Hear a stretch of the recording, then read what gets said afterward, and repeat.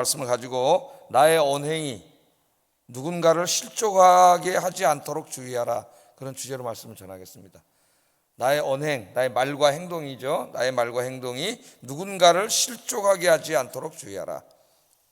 여러분, 우리는 교회 와서 우리 믿는 우리들끼리만 모여서 예배드리고 그렇게 살지 않습니다. 주일날 와서 예배드리고 또 수요일도 예배드리고 그렇게 예배를 드리지만 더 많은 시간은 세상에 나가서 믿지 않는 사람들하고 이제 같이 살게 되는데, 대부분의 믿지 않는데 주변에 있는 사람들이 내가 교회 다니는 사람인지 압니다. 그죠? 예수 믿는 사람인 줄 알아요. 그래서 우리의 언행을 유심히 지켜봅니다. 내가 이제 이 말과 행동이 잘못하면은 저 사람을 실족하게 할 수 있어요. 야, 저 사람, 저 아영교회 다니는 저 사람, 저 교회 무슨 집사하고 뭐 직분자라고 하는데 저 사람 말하고 행동하는 거, 저 사람 살아가는 걸 내가 보니까 나는 절대로 예수 믿지 않겠다, 이렇게 할 수 있다는 거예요. 실제로 우리 그리스도인들이 그렇게 해서 많은 사람들을 실족하게 하는 말과 언행을 합니다. 그래서 우리가 이제 오늘 또 기도를 마치고 세상에 나가서 믿지 않는 많은 사람들 속에 섞여서 살아가고 있는데, 그들이 우리를 바라보고 있다는 것을 명심하고 항상 나의 언행이 누군가를 실족하게 하지 않도록 주의하며 살아야 합니다. 오늘 예수님께서 하신 말씀이 핵심이 바로 그 말씀이에요. 자, 오늘 말씀의 전체 내용은 성전세를 내야 되느냐 말아야 되느냐에 대한 질문, 그런 질문에 대해서 예수님이 성전세를 낼 것인가 말 것인가를 대답해 주는 그런 간단한 말씀인데, 여기 아주 매우 중요한 우리 그리스도인들의 삶의 원리가 담겨져 있습니다. 자, 말씀을 한번 보겠어요. 자, 오늘 말씀해 보니까 어느 날 예수님이 이제 가버나움에 계실 때, 가버나움은 예수님이 살던 곳이죠. 이주해가지고 거기서 이제 어려서부터 살던 곳입니다. 고향과 같은 곳이에요. 그런데 이 가버나움에 이르렀을 때 한 세금 징수원이 베드로를 찾아옵니다. 예수님께 직접 물어보진 않고 베드로를 찾아와서 질문을 해요. 너희 선생님은 성전세를 안 내냐? 이제 우리말 성경에 보면 그런 뉘앙스예요. 성전세를 안 내냐? 그 말은 성전세를 낼 거냐 안 낼 거냐, 이렇게 물어봅니다. 너희 선생님인 예수님이 성전세를 낼 거냐 안 낼 거냐. 24절 한번 읽어보겠습니다. 시작.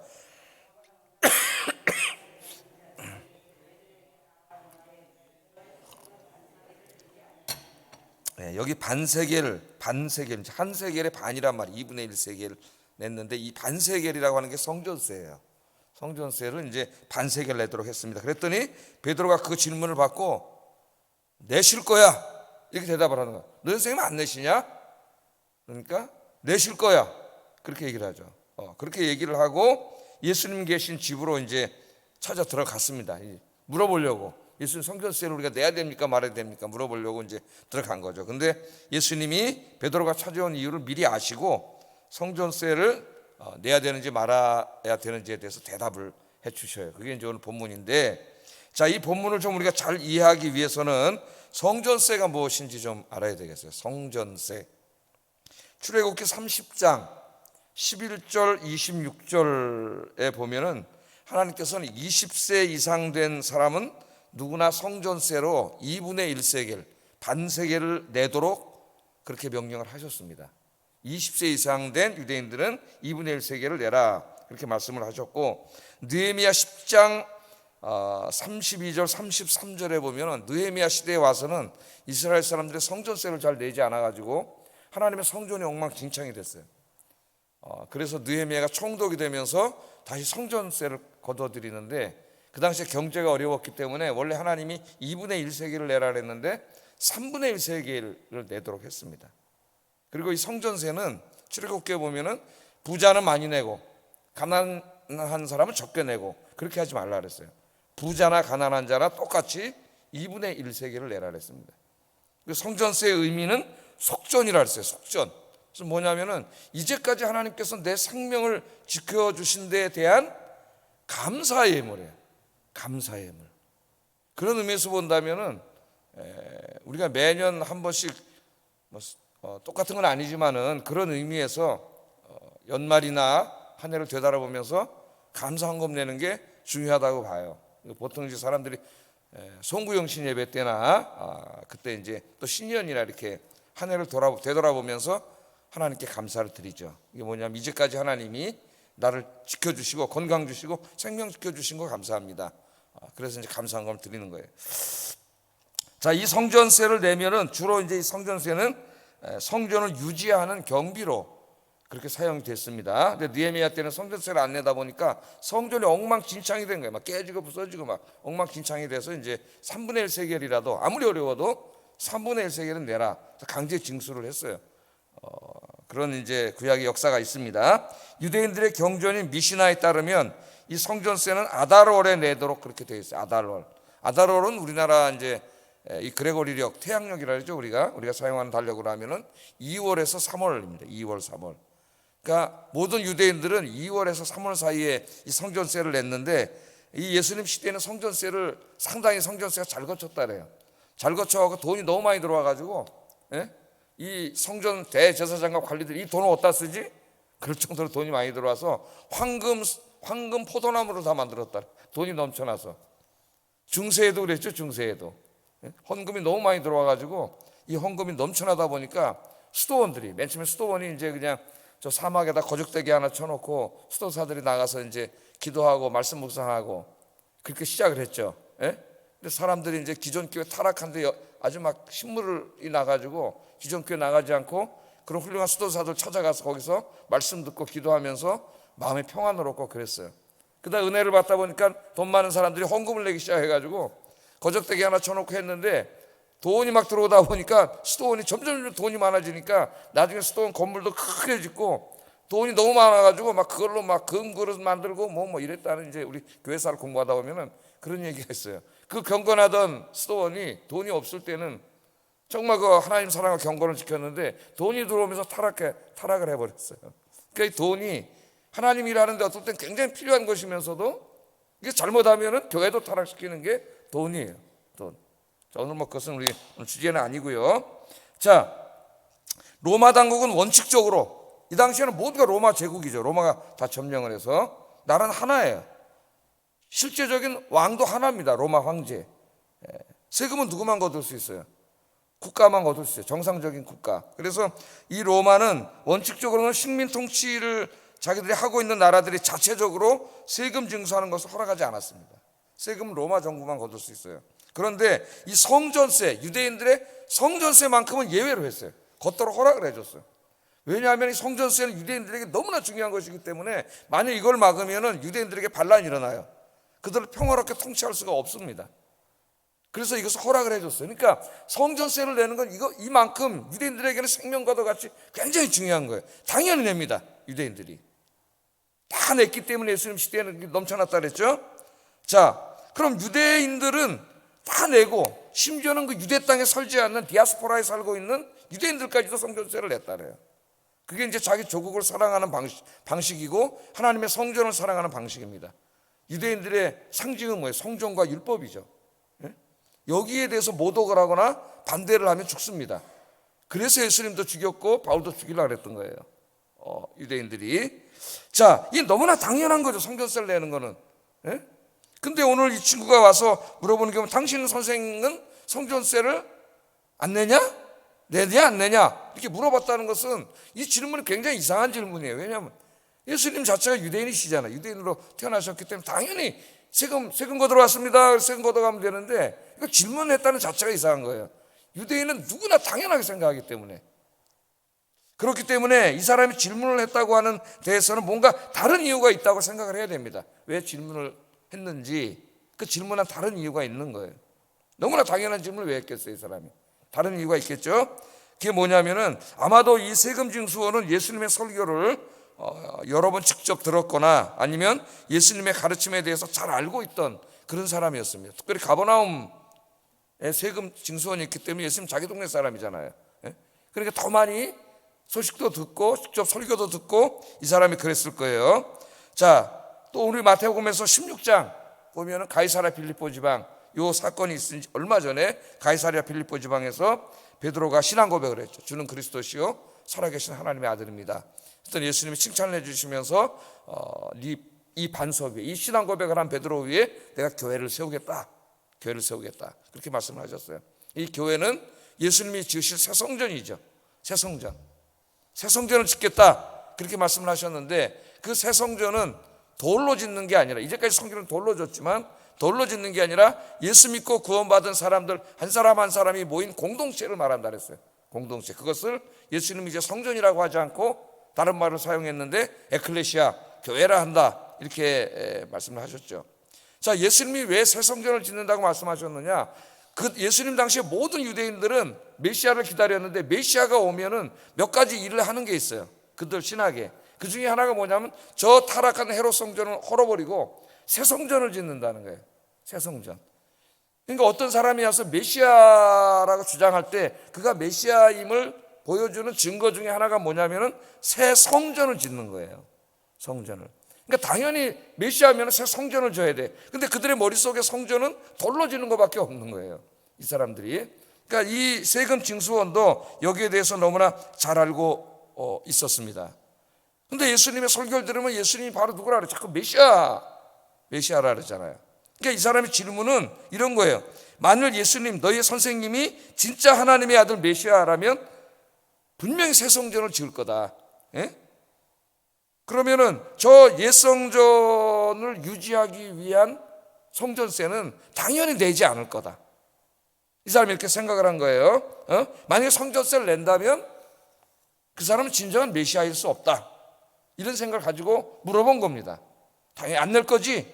이렇게 물어본 거예요. 자, 그러므로 이 세금 징수원의 질문은 예수님이 상당히 대답하기가 어렵습니다. 왜냐하면 성전세를 낸다고 하면은 메시아임을 의심할 것이고, 이런 사람들이 또 내지 않는다고 하면은 자기의 조국과 성전을 배신하는 것이 되기 때문에 다른 유대인들에게 매국노로 몰리게 될 거예요. 매국노로. 자, 이런 질문이 되는 거예요. 성전세를 냅니까 안 냅니까? 자, 베드로가 이제 이 질문을 놓고 낼 거야 그러고 이제 들어와서 자기도 궁금했는지 예수님을 집을 찾아온 거죠. 찾아와 가지고 이런 질문이 있었는데 우리 성전세 내야 됩니까 안 내야 됩니까? 이게 물어보려고 온 건데 예수님 미리 알고 계신 거죠. 베드로가 온 거를 하나님이시기 때문에 다 알고 물어보지도 않았는데 예수님이 이제 대답을 하세요. 대답을 직접 하시지 않고 먼저 질문을 하십니다. 25절 이렇게 물어봤어요. 한번 읽어보겠습니다. 시작.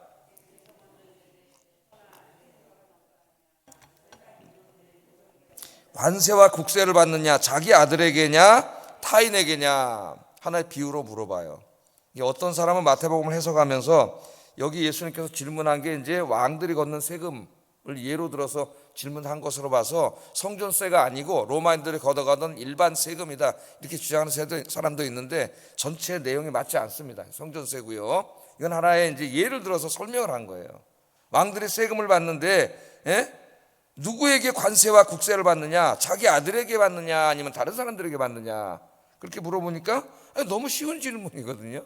베드로가 그 당연히 다른 사람들에게 받죠. 왕이 자기 아들한테 세금 내라는 사람이 어디 있습니까?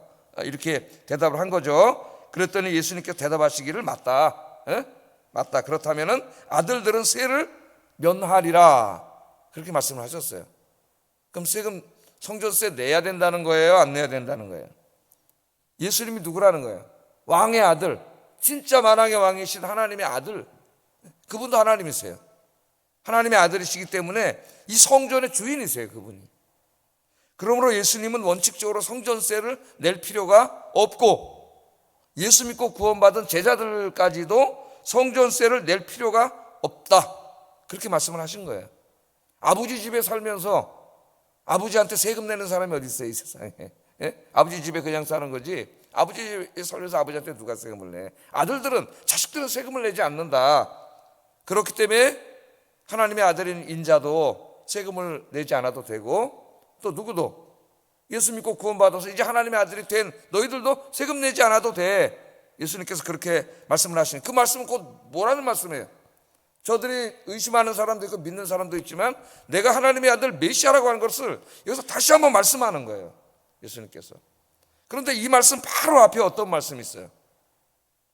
22절 23절 읽어보겠습니다. 시작. 사람들의 손에 넘겨져 죽임을 당하고 제3일에 살아나리라 하시니. 예수님 이제 제자들에게 자기 십자가 죽음에 대해서 두 번째로 말씀하신 내용입니다. 마태복음에는 3번 말씀하신 거로 나와요. 이제 또 나올 거예요, 앞으로 20장 공부할 때. 자, 이 말씀을 왜 하셨어요? 메시아는 맞는데 자꾸 오해를 하니까 유대인들과 심지어는 제자들까지도 자꾸 어떤 영광의 메시아, 정치적인 메시아, 엄청난 하나님의 권능으로 로마 적 때려 부수고 새로운 이스라엘을 부흥시킬 그런 메시아를 자꾸 오해하기 때문에 예수님이 메시아 맞다고, 메시아이기 때문에 나는 성전세를 안 내도 된다고 얘기하시면서 다시 한번 이 말씀을 가르치는 게 중요하잖아요. 나는 그런 메시아가 아니라 십자가에서 모든 인류의 죄를 짊어지고 죽음으로 온 인류를 구원하기 위해서 온 그런 고난의 메시아다. 그리고 내가 메시아라는 증거는 내가 죽은 지 3일 만에 부활하는 것으로서 나타날 것이다. 다시 한번 예수님께서 이 말씀을 강조하십니다. 우리가 이 말씀을 읽으면서 두 번째 하셨잖아요. 이 말씀을 그냥 제가 설교 안 하고 지나가려고 하다 이런 생각이 들어요. 예수님이 두 번째 반복하셨다면은 반복하신 이유가 있을 거 아닙니까? 우리가 자꾸 잊어먹어요. 우리도 예수님 돈 많이 벌게 해주고 건강 주고 이런 예수님을 자꾸 우리가 잊어먹기 때문에 예수님이 반복하셨는데 내가 생략하면 안 된다는 생각이 들었어요. 그래서 오늘 다시 한번 말씀을 드립니다. 이 아침에 우리는 예수님의 십자가의 은혜로 죄사함 받고 구원을 받았어요. 하나님이신 그분이 이 불편한 피조물의 인간의 몸을 입고 이 땅에 오셨습니다. 우리 마태복음 1장에서부터 공부를 했죠. 그게 벌써 은혜예요. 하나님이신 그분이 이 불편한 인간의 몸을 입고 오셨다는 것. 그리고 십자가에서 우리 모든 죄를 짊어지시고 죽으심으로 저와 여러분의 죄의 문제를 해결하시고 구원해 주셨습니다. 그래서 우리가 죄사함 받고 구원받았어요. 하나님의 자녀가 됐고 영생을 약속받았고 천국을 약속받은 줄로 믿습니다. 오늘 하루도 이 새벽에 나와서 기도하면서 이 십자가의 은혜, 구원의 은혜에, 죄사함 받은 은혜에 감사하는 하루가 되기를 주의 이름으로 축복합니다. 잊어먹지 마세요. 감사하세요. 또 기도하시고 감사하세요. 그러면 늘 이 십자가의 은혜가 넘칩니다. 그러면 십자가만 생각해도 눈물이 나고 감사하는 마음이 생겨요. 그럼 여러분 정말 행복해집니다. 내가 구원받았다는 사실이. 자, 내지 않아도 된다, 그렇게 말씀을 하셨어요. 그러니까 답이 됐습니다.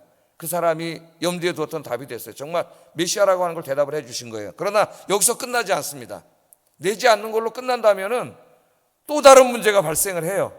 또 다른 문제가. 그게 뭐냐면은 유대인들을 자극하게 되는 거죠. 다른 유대인들을. 아니, 성전세를 안 내? 자기가 메시아라고 하는 사람이 성전세를 안 내? 그 사람들의 메시아는 정치적인 메시아잖아요. 성전세를 안 내? 그건 곧 뭐 하는 거예요? 조국을 배신하고 하나님의 성전을 모독하는 행위예요. 그건 매국 겁니다. 유대인들에게. 이런 문제를 일으킬 수가 있어요. 그래서 예수님이 이렇게 말씀을 하세요. 자, 27절 읽어보겠습니다. 시작.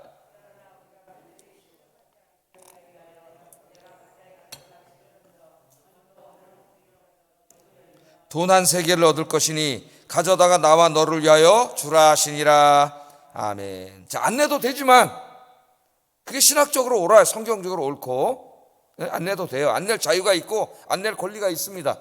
예수님과 제자들은 그러나 내라는 거예요. 그러나 내라는 거예요. 그러나 내야 되니, 그러나 우리는 성전세를 나는 내겠다. 너희들도 내라. 반세겔, 베드로 반세겔, 예수님 반세겔, 한 세겔이에요. 어떻게 하라 그랬어요? 저는 어부니까 바다에 가서 낚싯대 던져가지고 고기 한 마리를 잡아오라 그랬어요. 낚싯대를 던지면 고기 한 마리가 잡힐 텐데 그 입을 벌리면 거기 한 세겔이 들어있다는 거예요. 그걸 가지고 와서 너와 나의 성전세를 내라. 예수님이 이렇게 말씀을 해주셨습니다. 그러니까 그 성전세 낼 때도 참 희한한 기적적인 방법으로 우리 예수님이 공급을 해주세요. 근데 왜 내야 되느냐? 안 내도 되는데. 왜 내야 된다 그랬어요? 우리가 그들이 실족하지 않게 하기 위하여 내자, 이겁니다. 안 내도 돼요. 내지 않을 자유와 권리가 있지만 우리의 그 자유와 권리를 나를 위해서 사용하면 안 된다는 거죠. 누구를 위해서? 유대인들을 위해서. 저 사람들을 실족시키지 않게 하기 위해서 우리가 내자. 예수님이 이렇게 말씀하신 거예요.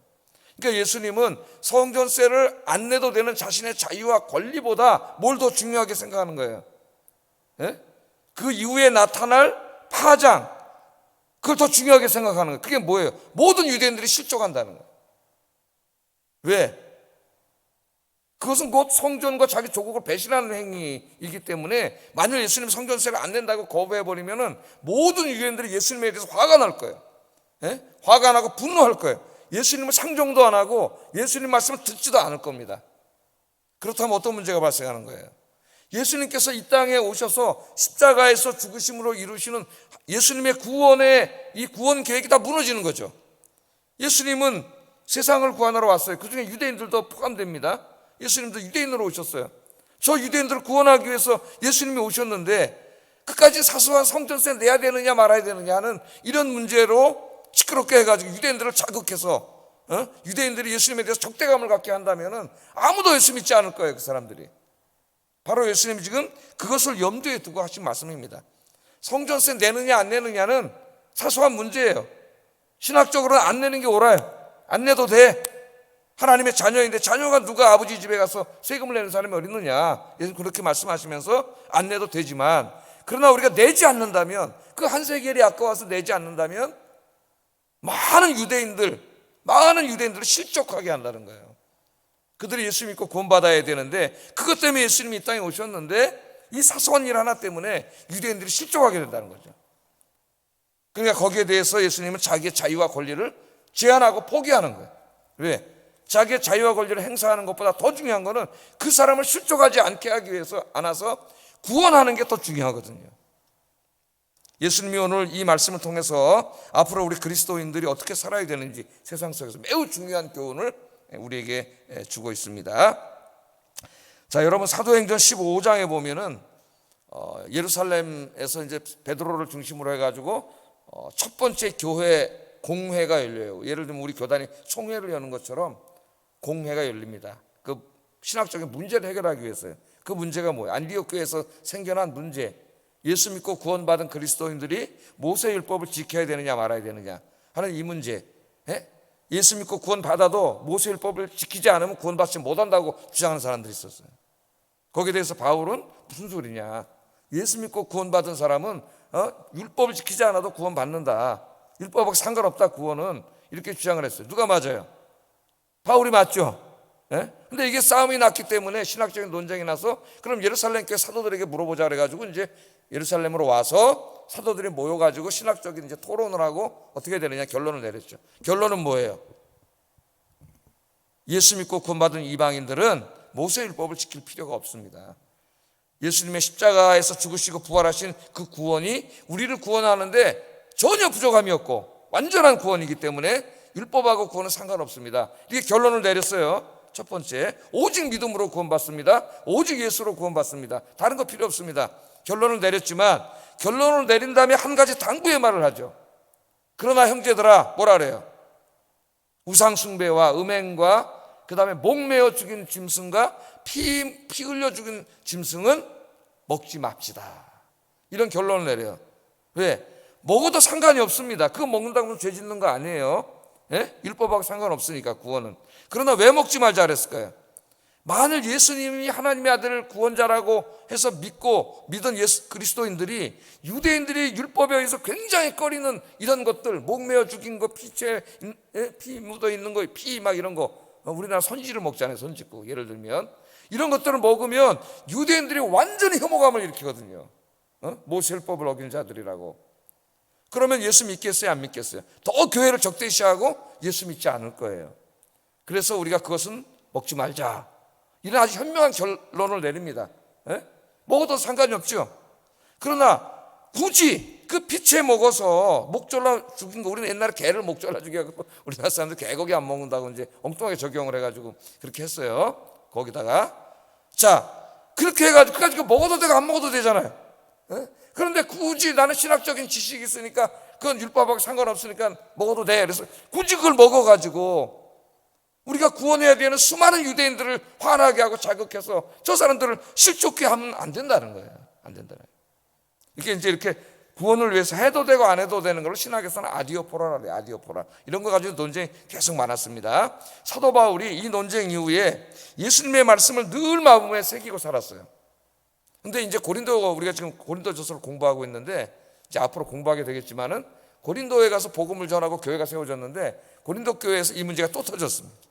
그는 이제 우상의 제단에 바쳐진 고기를 먹어야 되느냐 말아야 되느냐 이런 문제가 생기죠. 고린도전서 8장에서 다룰 거예요. 그건 뭐냐면 거기는 막 신전들이 많았기 때문에 고린도에는 이방인들이 동물 제사를 굉장히 많이 드렸습니다. 그러다 보니까 이제 그 동물들이 많이 죽을 거 아니에요. 제사 한번 지날 때마다. 그런 그 동물들 어떻게 해요? 제사에 참여한 사람들에게 주거나 아니면 그 시장으로 뒷구멍으로 나와 시장에서 고기를 팔았단 말이에요. 그러니까 이게 이제 고린도 교인들 중에서 의견이 나뉘어졌죠. 저 우상의 제단에 올렸던 고기를 먹을 수 있느냐 없느냐. 신학적 지식이 있는 사람, 성경적 지식이 있는 사람들은 먹어도 된다. 그까지 고기가 무슨 우리를 죄짓게 하냐. 그냥 고기일 뿐이다. 똑같은. 좀 신학을 잘 모르고 성경을 모르는 사람들은 먹으면 안 된다. 그거 먹으면 우리가 죄를 진다. 이렇게 생각을 하고 있었어요. 그걸 이제 안에서 논쟁이 붙으니까 사도 바울에게 질문을 했고 바울이 8장, 9장 이 두 장에 걸쳐 대답을 합니다. 여기에 대해서 그 유명한 양심의 자유로 대답을 해요. 근데 바울의 대답은 뭐예요? 까지 고기는 우상 제단에 올라간 고기는 먹어도 되고 안 먹어도 돼. 그건 그냥 똑같은 고기에 그거 먹는다고 우리가 무슨 죄를 짓는 게 아니다. 그냥 누가 옳은 거예요? 먹어도 된다는 사람이 옳아요. 그러나 바울이 뭐라 그래요? 그걸로 끝나는 게 아닙니다. 그러나 그걸 먹어도 된다 그래 지식이 있어가지고 먹으면 안 된다고 생각하는 연약한 사람들 앞에서 일부러 먹은 거예요. 막 일부러 먹어도 돼 괜찮아. 그것도 모르냐? 거기에 대해서 책망을 하는 거죠. 먹을 수 있는 지식은 니네가 맞지만 그러나 그것을 굳이 먹으면 그걸 먹음으로써 상처받을 수 있는 다른 교인들 앞에 일부러 먹음으로 그 사람들의 마음을 상하게 하고 실족하게 한 그것이 죄다. 그것이 죄다. 그러면서 만일 내가 고기를 먹은 것 때문에 다른 사람이 마음이 상하거나 실족하면 나는 영원히 고기를 먹지 않겠다. 고기를 먹을 자유가 있지만 내 자유를 제한하겠다 그러죠. 그 고기 먹는 자유를 행사하고 권리를 행사하는 것보다 더 중요한 거는 누구예요? 다른 사람 실족하게 하지 않는 거예요. 그 유명한 거기서 이제 양심의 자유가 나와요. 자, 이 말을 하면서 사도 바울이 이 고린도전서 9장 19절 23절 유명한 말을 이제 합니다. 기독교인들이 살아야 될 대원칙. 자기가 어떻게 살아왔는가 한번 읽어볼까요? 시작. 더 많은 사람을 얻고자 함이라. 자, 거기 나는 모든 사람에게 자유로 하나님 나에게 자유를 주셨기 때문에 내가 자유롭게 죄 짓는 게 아니라면은 내 자유에 의해서 내가 얼마든지 살아갈 수 있지만 나는 모든 사람의 종이 되었다 그래요. 자기 자유로 종은 자기 자유로 사는 사람이 아닙니다. 주인이 시키는 대로 사는 거예요. 주인 눈치 보면서 나는 자유인이지만 모든 사람의 종으로 살았다 그래요. 그 다음에 또 한번 읽어보겠습니다. 시작. 유대인들을 얻고자 하며 율법 아래에 있는 자들에게는 내가 율법 아래에 있지 아니하나 율법 아래에 있는 자 같이 된 것은 율법 아래에 있는 자들을 얻고자 하며. 아까 사도행전 15장에 바로 그 말씀이죠. 나는 유대인이고 또 율법을 지키던 사람이었는데 예수 믿고 구원받아서 율법을 안 지켜도 구원받는다는 거 알아요. 그러나 유대인 중에 율법을 지켜야 된다고 생각하는 사람들이 많이 있는데 그 사람들을 만났을 때는 그 사람들에게 전도해야 되기 때문에 그 사람들을 실족시키지 않기 위해서 그들이 중요하게 여기는 율법을 지켰다는 거예요. 유대인으로 살았다는 거예요. 그건 지켜도 되고 안 지켜도 되는 거 아무것도 아니에요. 아디오포라일 뿐이에요. 예? 난 저거 안 지켜도 돼. 사도 바울 신학자일 때는 다 알고 있어요. 안 지켜도 되는 걸. 그러나 유대인들을 구원하는 게 목적이기 때문에 유대인들의 마음을 상하게 하지 않고 실족하지 않기 위해서 나는 유대인처럼 다 맞춰줬다는 거예요. 지금 위대한 이야기를 하고 있는 겁니다. 그 다음 또 한번 읽어볼까요? 율법 없는 자에게는 내가 하나님께는 율법 없는 자가 아니요 도리어 그리스도의 율법 아래에 있는 자이나 율법 없는 자와 같이 된 것은 율법 없는 자들에게 또 얻고자 함이라. 그 반대의 경우에 있는 사람들에게는 그 반대의 경우에 있는 사람들을 구원하는 게 목적이기 때문에 그 사람들을 실족하지 않기 위해서 또 그 사람들에게 맞춰줬다는 거예요.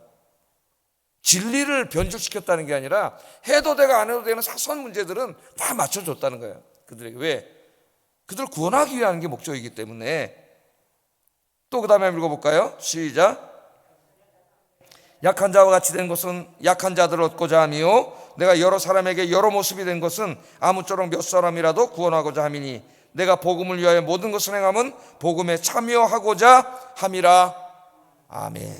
그래서 이 이후에도 만난 다양한 사람들을 사도 바울이 만나는데 그 사람들과 만났을 때 다 자기 하고 싶은 대로 하고 살 수가 있는 자유가 있는 거죠. 우리 모두가 믿지 않는 사람들하고 만나도 내가 무슨 법을 어기거나 하나님 말씀을 어기는 게 아니면 다 내가 하고 싶은 대로 할 자유가 있는 거죠.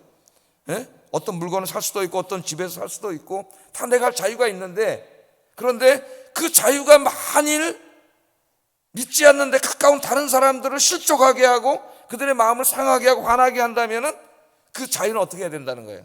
제한해야 된다는 거예요. 제한해. 왜? 나의 자유와 권리 행사가 다른 사람을 실족하게 할 수가 있기 때문에 매우 주의해야 된다는 겁니다. 여러분, 우리가 이제 나가서 살아갈 때 뭐 쓰레기를 모아서 뭐 옆에다 놓고 동네 사람들 싸우는 거 보면은 다 사소한 일로 싸워. 이거 어디다 놓냐, 음식 쓰레기 뭐 어떻게 버리냐, 자동차 주차한 문제 어디다 하느냐, 왜 우리 집 금 넘어왔느냐, 뭐 이런 사소한 문제 갖고 싸우다가 진짜 심각하게 막 폭력이 행사되고 어떤 살인까지 하고 이런 일들이 벌어집니다. 우리가 세상에 나가서 믿지 않는 사람들과 부딪히다 보면은 많은 일들이 부딪혀요. 많은 영역이. 그런 가운데 어떻게 보면 저 사람이 굉장히 좀 내 영역을 침범해 들어온 부분도 있고 내가 억울한 부분도 있고 다 이런 부분들이 있을 수 있죠. 그런데 항상 뭘 생각을 하는 거예요? 내 자유와 권리를 지나치게 주장하려고만 하지 말고, 만약에 내가 지나치게 내 권리와 자유만 주장하는 것이 내 주변에 있는 믿지 않는 사람들을 마음을 상하게 화를 나게 해서 그들을 예수님으로부터 돌아서게, 절대 나 이 사람 믿을 거야, 그런 마음을 갖게 한다면, 실족하게 한다면 그 자유는 제한되는 게 맞다는, 오늘 예수님이 하신 것처럼. 그것을 성경에서는 양심의 자유라고 합니다. 하나님 우리에게 자유를 주셨어요. 자유보다 더 소중한 건 없어요. 그래서 우리 헌법도 이 자유를 제일 중요하게 여깁니다. 우리나라는 자유 대한민국이에요. 자유 대한민국. 좌파들이 자꾸 자유를 뺄라래. 민주주의, 자유민주주의죠. 우리는 자유를 빼버리는 민주주의는 사회민주주의도 있어요. 공산주의자들도 자기들 민주주의라 그래요. 우리는 자유민주주의. 우리 헌법에 자유가 기록되어 있고 우리 인간의 자유는 누구도, 국가도 억압할 수 없습니다. 그중에 가장 중요한 게 우리 기본권이에요. 신앙의 자유, 표현의 자유. 누구도 막을 수 없어요. 국가도. 그걸 막는다면 그 국가는 전제 정치를 하는 독재 정치예요. 독재 국가예요. 단 하나, 공공의 선, 나의 자유의 행사가 우리 모든 공공에게 유익을 주지 못하고 해를 끼치는 일을 할 때는 그때에 의해서만, 법률에 의해서 그것도 그 자유를 제한할 수 있다. 이게 지금 이제 코로나 때문에 이 자유권 제한, 기본권 제한이 심하게 이루어지고 있습니다. 우리나라에서도, 서구도 마찬가지예요. 민주주의 사회에서 있을 수 없는 일이에요. 그러나 공공의 선 때문에 우리가 어느 정도는 받아들이고 수능하고 우리가 해야 될 많은 자유를 지금 우리 스스로가 제한하고 있잖아요. 또 필요한 거죠. 자, 그러나 자유와 이 국가의 자유권, 기본권 제한은 이게 상당히 조심해야 됩니다. 국가 기본권을 제한할 때는 또 생각하고 또 생각해야 되고 국민들에게 협조와 이해를 구한 다음에 해야 되는 것이지, 그걸 막 그냥 자기들의 막 명령을 내리듯이 막 이런 식으로 하면 독재 국가예요. 전체주의 국가. 그렇게 돼서는 안 돼요. 양해를 구해야지 국민들에게. 그건 헌법이 보장하고 하는 법이고, 하나님이 이 땅을 창조하고 인간을 창조할 때 주신 가장 중요한 법이에요. 그건 누구도 어길 수 없어요. 자, 그런데 이 자유는 성경의 생서 양심의 자유라고 하는데, 이 자유는 나를 위한 것이 아니라 우선 타인을 위한 것이, 타인을. 고린도전서 9장 22절 23절 한번 읽어보겠습니다. 시작.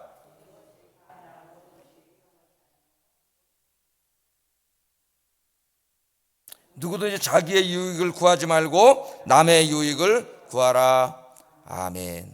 어떻게 하라 그랬어요? 하나님이 주신 자유와 권리를 이제는 나의 유익을 구하는 것보다는 타인의 유익을 구하는데 사용하라고 바울이 가르칩니다. 그래서 여러분, 오늘도 이제 세상에 나가셔서 믿지 않는 사람들과 여러 분야에서 사시고 또 동네에서도 만나고 여러 가지 일들 때문에 문제가 생길 수도 있고 그럴 거예요. 항상 이 원칙을 잊지 마세요. 오늘 주시는 원칙이 뭐예요? 저들을 실족하지 않게 하기 위하여 우리가 성전세를 내자. 어떻게 하기 위해서요? 저들을 실족하지 않게 하기 위해서. 이거 긍정적인 말로 바꾸면 저들을 구원하기 위해서 우리의 자유와 권리를 제한하자. 오늘 이 말씀을 마음에 깊이 새기고 오늘 세상에 나가서 만나는 모든 사람과의 관계 속에서 이 말씀대로 살아가시는 여러분 되기를 주의 이름으로 축복합니다. 정말 기독교의 심오한 자유로, 자유로. 이 시간에 기도하겠습니다. 자, 오늘 크게 두 가지 말씀을 제가 전했는데, 우리 죄를 사하시고 우리를 구원하시기 위해 십자가에서 죽으신 예수님의 은혜를 기억하며 감사하는 하루가 되게 하소서 기도하시고, 나의 언행이 다른 사람을 실족하게 하지 않도록 주의하게 하소서.